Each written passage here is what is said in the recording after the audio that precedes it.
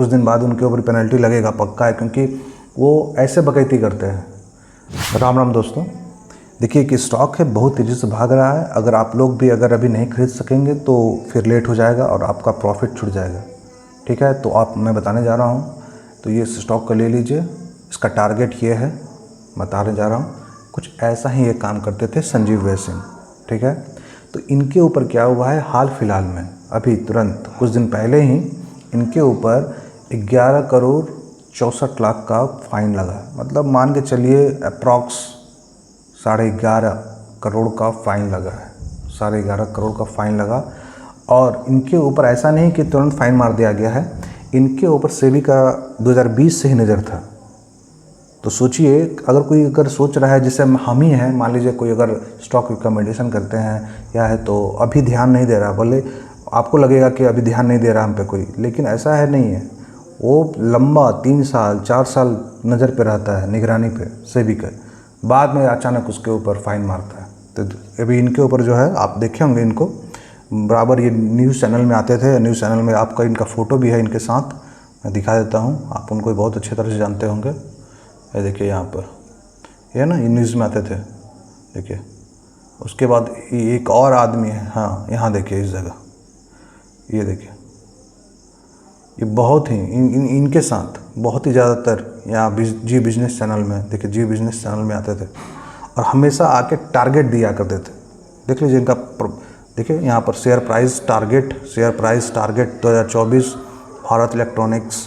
ठीक है, उसी तरह से बहुत सारा है टारगेट है, बैंक स्टॉक बिलो इतना सब, ठीक, टॉप पिक्स, ढेरों सारा फ़ोटो पड़ा हुआ है, आप जाके देख सकते हैं।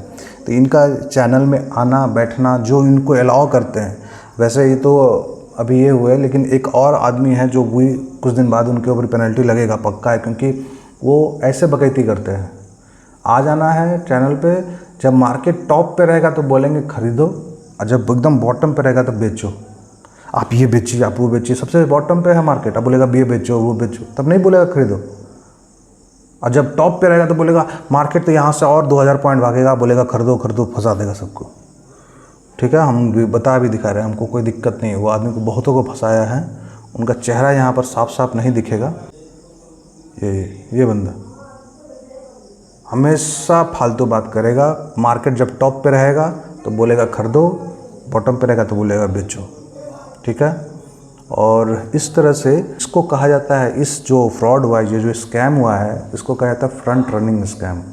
यानी कुछ बोल के कि हाँ आज इसका रिज़ल्ट ये आया है, आज इसका ये है, ये होना है, ये रिज़ल्ट उसका कुछ न्यूज़ आया है और इसका प्राइस इतना बढ़ सकता है।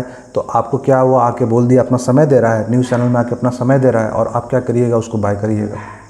जैसे ही बाय कीजिएगा तो वो अपना बेच देगा, क्योंकि वो माल खरीद के पहले से बैठा हुआ है। और आप जो खरीदिएगा वो मतलब लार्ज नंबर ऑफ पीपल कुछ क्वांटिटी में खरीदेंगे, और वो लार्ज क्वांटिटी में एक अकेले खरीद के बैठा है, तो सारा बायर घुसेंगे और वो सेल करके भाग जाएगा। उसी को कहते हैं फ्रंट रनिंग स्कैम।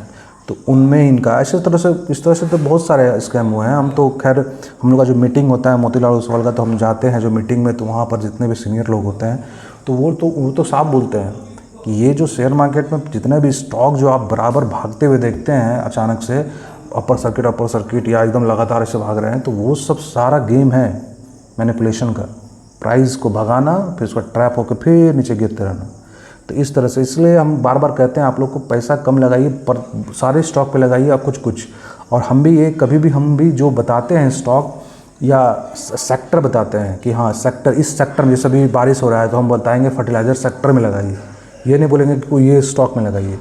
इसलिए हम जब भी हम सेक्टर का बात करते हैं, इस सेक्टर में लगाइए, इस सेक्टर में। हम अप्रैल में 3 अप्रैल में जाके वीडियो देखिएगा, उसमें हम बताए थे डिफेंस सेक्टर में लगाइए। ऐसा नहीं कि कोई स्टॉक बता रहे थे, हाँ 1-2 स्टॉक का नाम लिए थे एग्जाम्पल के तौर पे कि हाँ ये स्टॉक, क्योंकि उसका बाकी स्टॉक में सारे स्टॉक का फंडामेंटल उसका अच्छा था, इसलिए हम उसका नाम बताए। तो अभी जैसे हम फर्टिलाइज़र सेक्टर बोल रहे हैं, कोई स्टॉक नहीं बता रहे हैं। अभी उसके बाद बोलेंगे हम कि वो मोटर सेक्टर ले लीजिए, ठीक है, तो वो क्योंकि उसके बाद दिवाली आता है तो वो सब बोलते हैं, इसलिए सिल्वर गोल्ड पे ज़्यादा हम फोकस करते हैं।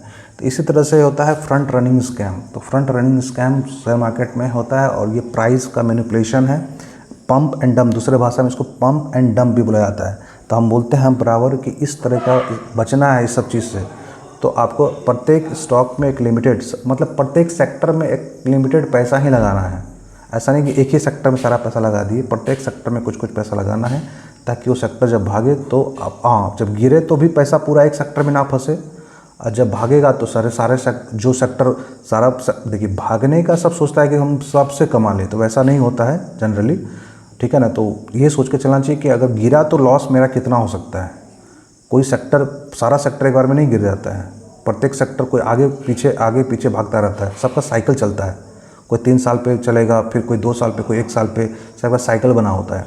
कौन सेक्टर कितना 2 साल बाद चलेगा, फिर 3 साल बाद चलेगा, इस तरह से बना होता है। इसी कारण से प्रत्येक सेक्टर में बांट दीजिए, ताकि आपका पैसा भी सुरक्षित रहेगा। और जितना आपका साइकोलॉजी सपोर्ट करता है उतना ही पैसा लगाइए एक स्टॉक पे, ठीक है।